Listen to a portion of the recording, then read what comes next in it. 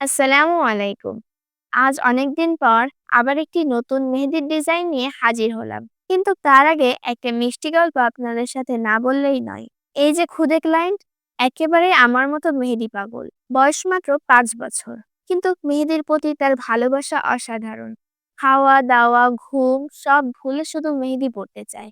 সারাক্ষণ তার দাদির কাছে বায়না করে মেহেদি পরবো মেহেদি পরবো। শেষে দাদি আর পারেন না, আমাকে বলেই ফেলেন, আমার পুতনিকে একটু মেহেদি পরিয়ে দাও তো।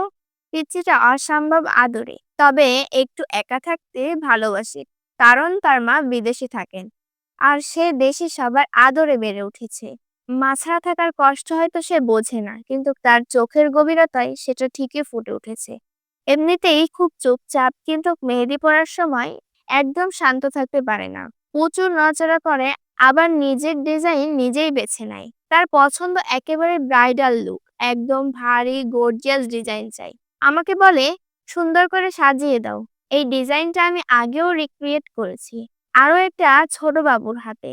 আসলে আজকে আমি কি ডিজাইন করব সেটা খুঁজে পাচ্ছিলাম না।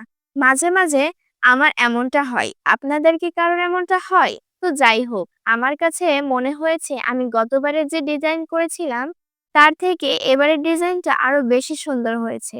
আসলে যেকোনো কাজ আপনি বারবার প্র্যাকটিস করবেন, সেই কাজটা আপনার আরো বেশি সুন্দর হবে।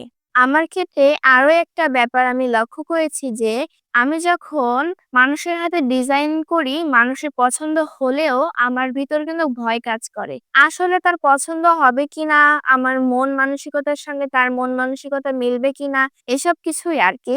কিন্তু দেখা যায় ডিজাইন শেষ করার পর আলহামদুলিল্লাহ তার পছন্দ হয়। আপনাদেরও কি এমন সিচুয়েশনে পড়তে হয়? আমি অনেক সময় ডিজাইন খুঁজে রেখে দিই, যাতে আমার কাছে যখন কেউ হাত সাজাতে আসবে, আমার অনেক চিন্তা করতে না হয়।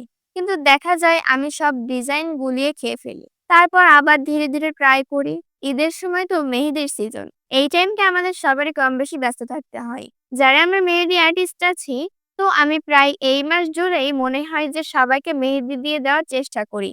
যার কারণে ডিজাইনগুলো অনেক আগে করলেও ভিডিও আপলোড করতে পারিনি সময় মতো। তো আজকের এই ডিজাইনের টিউটোরিয়াল আপনাদের কেমন লাগলো সেটা অবশ্যই কমেন্ট করে জানাবেন। আর আমাদের এই মিষ্টি খুদে ক্লায়েন্টের জন্য একটা মাশাআল্লাহ তো বলতেই হবে।